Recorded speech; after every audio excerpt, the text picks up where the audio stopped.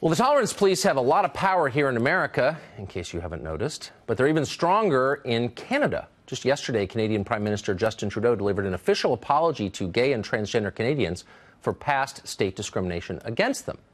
But now teachers in Durham, Ontario had to attend an inclusiveness training course for the deep breath here, LGGBDTTTIQQAAPP community, which is apparently a community, that 15-letter acronym intended to encompass all sexual minorities. It may soon be required at schools.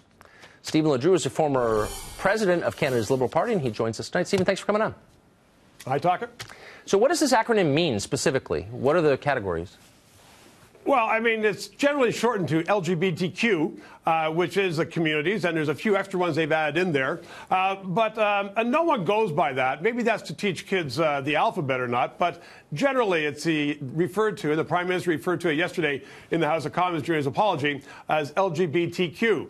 And some people don't even know what it means, but they just know that means inclusiveness. It's a good thing. It's a question of tolerance. Right, of course. But I guess what piqued my interest was the addition of new letters, each representing a new category.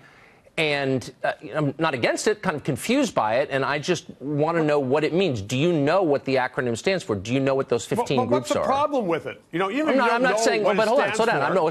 I'm not saying there is a problem with it. I'm just asking what it is, because defining the terms is the first step to understanding them and then accepting them. So what is it? Well, I mean, you've got in front of you have me at a disadvantage on that one, because to be very candid with you, as I said, everybody in Canada knows what LGBTQ, sometimes a 2 in the end, means. But that long one, quite frankly, until your producers showed it to me, I hadn't seen it. But then I looked at it, and you have all the definitions through there. Okay, that's fine. But then why do you think it's a good thing if you don't know what it is? But what's the matter with it? Well, I don't know. I mean, look, I don't know. I mean, you could hand me a box and say there's something great inside, and my answer would be, okay, what is it? I mean, I don't pronounce things great until I know what they are, but you don't have that problem. So, I'll get specific with you. And this is meaningful because teachers are being taught this, kids will be taught it, and I think I have a right to non-judgmentally ask what they're talking about. So, for example, what's two-spirit? Well, two-spirit sounds like there's someone they don't know whether they're fish or fowl. They don't know whether they're frick or frack. So they're clearly confused. And, again, if you're confused, what better place to go than to be at school? So, I mean, all those categories, I'll bet you, Tucker, all those categories that are in that long litany that you laid out there, I'll bet you that no one, well, maybe 5 people in all of Canada, could lay out what exactly those are. But if someone feels that they are a better person, that they are more included in society, that there's someone else in society, some teachers, who understand them or who want to understand them, that's what Canada's about. No, but hold on, wait, no, I'm sorry. Look, I'm for people feeling included. I'm against meanness. I'm for politeness. But I also believe in the right to ask simple questions and get direct answers.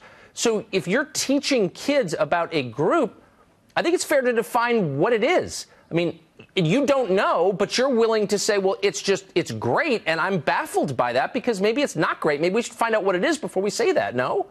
Or is everything the teachers group think up good by definition? I think you're absolutely right. Well, no, I'm not saying that everything that teachers groups thinks up is good. I mean, they've had some very different things before. They had a measure last summer, and if they were in the States, they would have said, no school could be called the George Washington School. They said, get rid of that first Prime Minister of Canada. So they aren't always on par. But on this one, and to be very candid, as I said at the outset, I don't know what all those mean. But that's the point. We all mindlessly go along. But the point is we're all bullied. We're all afraid to ask honest questions like, what is this? And what bothers me is we don't know who makes up these categories. So there are 15 different groups in this acronym. Did anyone poll them and ask, do you want to be included? Do the asexuals want to be with the allies and the pansexuals and the polyamorous? I mean, this is all made up. Nobody asked anybody, and now it's imposed on the rest of us.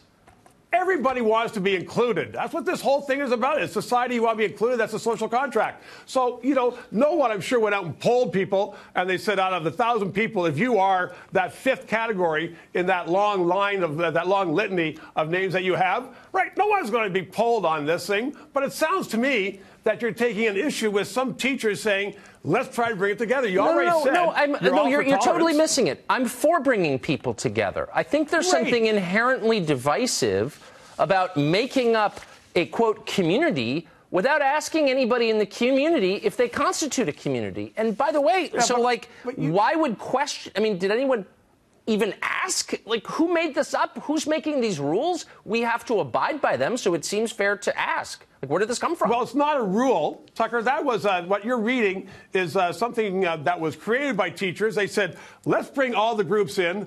We have these names. I'm sure there was no poll on it. I know in the States everything is run by polls. We don't do that in Canada. They said, because you don't care what the people think in Canada. Pardon me? What were you saying? You don't do polls in Canada because you don't care what your population thinks? That's not meaningful to you? No, we do polls, but we don't run everything by polls. What I understand you just impose it by fiat on a passive population. Is that what you're like? What point are you making? Are you picking on our prime minister? I'm not picking on. I'm pro-Canada. I just came to ask simple questions, as we do in this country, hoping I would get a straightforward answer, not finding one, pressing forward a little more gently, politely, respectfully, and getting nothing. Well, I'm sorry that you feel I'm giving you nothing, because I'm giving you the honest truth. The honest truth is that most people in Canada would not know all those categories, but they would say, you know what? Even if there's 10 people out there in Durham County where this group was meeting, then that's a good thing. Bring them in.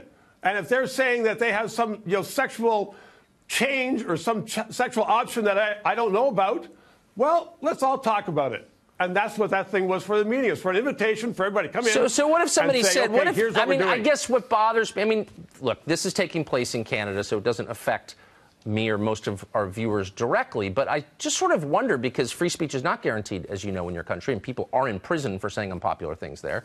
I wonder what would happen to someone. Think so. Well, you're wrong. They are. But I wonder what would happen. What would happen to somebody who said, I'm not interested in playing along with this. I don't know what it is. You don't know what it is. Leave me alone. Teach my kids to read and do math. That person would be dismissed as insensitive or bigoted or worse, wouldn't he? No, they wouldn't. I mean, because we're not judgmental like that. So you're saying, from an American point of view, that person would be dismissed as bigoted. But in Canada, they wouldn't be. They say, okay, fine. That's your opinion. Others have a different opinion. Oh, if only that were true. And you know what? I wish that were true. I mean, that's the country I want to live in. I want to live in a country where we can disagree. We don't call each other names. And we just sort of agree to disagree. But that's not the country you live in, and increasingly that's not the country I live in. Oh, it is. It is the country that we live in, Canada. There's a big difference between the United States and Canada, and that's one of the differences.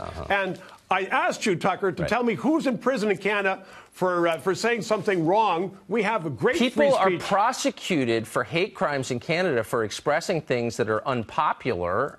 And that's Canadian law. Mark Stein got sued over this. Yeah, okay. No, all right, you know what? Stephen, we're in a factual dispute in which you were in the wrong, but that's another show. I hope you will come back and we can talk about that in some detail. But in the meantime, thank you.